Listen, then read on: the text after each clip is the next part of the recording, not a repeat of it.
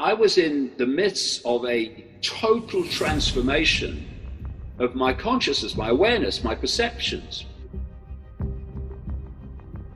This energy just built up and built up and built up. So in the end, I'm kind of shaking. My life immediately became this extraordinary synchronistic journey.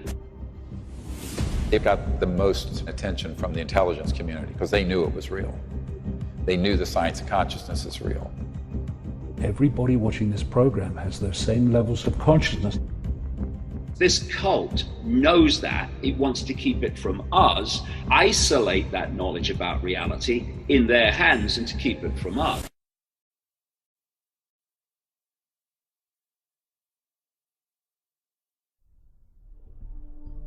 To understand what is going on, we have to have some understanding of the nature of reality. Because if we don't, we will, quite understandably, dismiss things that are happening, but we can't perceive how they could happen. Example, you believe the world is actually solid.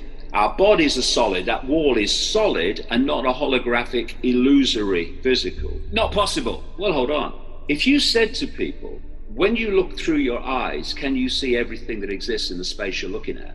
What they're going to say? They're going to say yes, but they can't. This reality is holographic, digital holograms. That's what this physicality is. And what we're seeing now is more and more mainstream scientists who are coming out and saying, actually, physicality is holographic. When you look in a mirror and see yourself and you see like one person looking back, that is not true.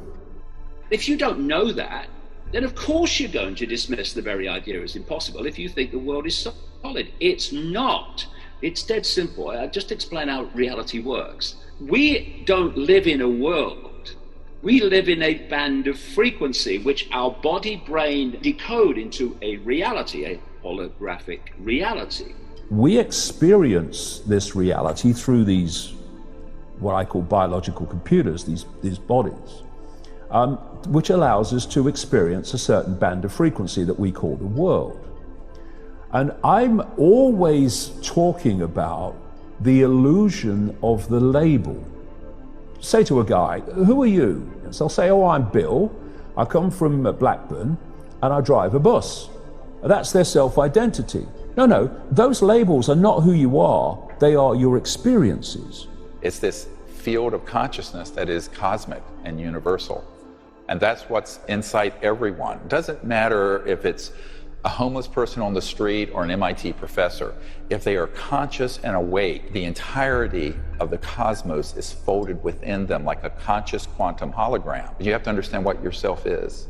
Well, the question is, are we in the past, are we in the present, or are we in the future at this very moment? And I bring that up not to make a joke, but to make a serious biological statement. From the way we live in our consciousness, can you distinguish a conscious manifestation versus a real manifestation? Did I just create something in my head, or was that actually real, what I just saw? Biologically, you'll never know the difference. We could all be sitting here right now, but this is a long time ago. We're not even here right now. This isn't even the real moment. How do I know it's real? Well, I see it, and I feel it, and I smell it, and I touch it. I go, yeah, go to sleep. And in your dream state, your biology will be activated by your brain. Your sensory nervous system will experience what you've already done before. And to your sleep state, can you tell if it was a real state or a dream state? Not in your sleep. Well, then how do you know if the real state you're in right now is the real state or the dream state? The whole universe is actually folded within every single conscious being. It's like a quantum hologram. The five senses take waveform information, think Wi-Fi, turns it into electrical information, feeds it to the brain, and there are different parts of the brain that specialize in decoding the different senses, and the brain decodes that electrical information into holographic digital information. And that is what we experience as the world around us. It's not around us, it's inside us, all of us. Just as the internet is inside this computer, and we look at it from afar. biologically sensing in your dream or biologically sensing in real life? The answer is you can't tell. And that's the most exciting part, because it really leaves open an understanding how we could go back and change the past. Or at the current moment, we can change the future. Because is this the current moment or not? Therefore, infinity exists outside this narrow band of frequency, but we can't see it, just as when you're tuned to a radio station or a television station, you only experience that frequency, that station, that reality. We're dealing with civilizations where almost every aspect of how they appear in our time-space would look like magic to us. And in the CIA, this is actually called WSFM. Sounds like a radio station. It stands for Weird Science and Frickin' Magic. A spacecraft can be completely 3D, like you see a solid aircraft. It can be partially in this dimension, but shifted mostly into another dimension. So I liken this to like when you're turning a dial on an old AM radio and you can move it across and you suddenly pick up Chicago and New York at the same time. They're bleeding together, dimensional bleeding. And so often these ET craft will be partially in this dimension, but mostly out. And all that we will detect in this dimension might be an electronic signature, an orb, or an object that appears and flashes in and out, a scintillation of light that then vanishes, or an object that comes in where it looks almost like a hologram of an ET being that will be standing amongst us. But it's an electronically teleported version of that conscious being.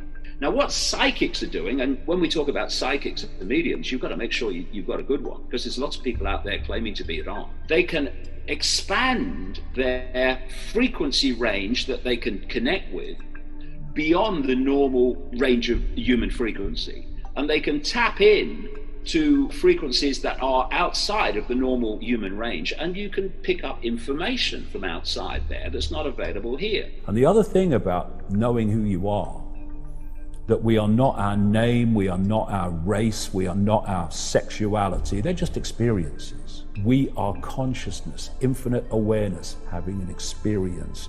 And that consciousness can be as vast as or as tiny as we can be manipulated, or we can be released in terms of the expanded nature to be. And I can tell you that when you step out of the perceptual confines of your name, your race, your sexuality, and you see them as experiences, very transitory, brief experiences for your consciousness, then you step beyond the currency of control, fear. It's all illusion. It's all a manifestation of our perception of reality. So you want us to question everything, challenge everything. That's what we need to do. We need to all wake up as individuals. Instead of taking people's word for it, including mine, including anybody's, if you haven't got time to research it for yourself immediately, then put it into neutral. Don't believe it or disbelieve it, but don't react as if it's true. Just put it in neutral until you've had time to check it out for yourself. And when you do, you'll realize invariably, as I did, that the official story, the official narratives are invariably either completely, most of the time, total lies, or overwhelmingly misleading. And crucial, don't be intimidated into silence. If you silence yourself, eventually everything goes silent. I look at the world, I look at the suffering, I look at the people with illnesses they don't need to have, and people with emotional situations they don't need to have. I see people fighting over race and fighting over gender and fighting over culture and country. And we're all one.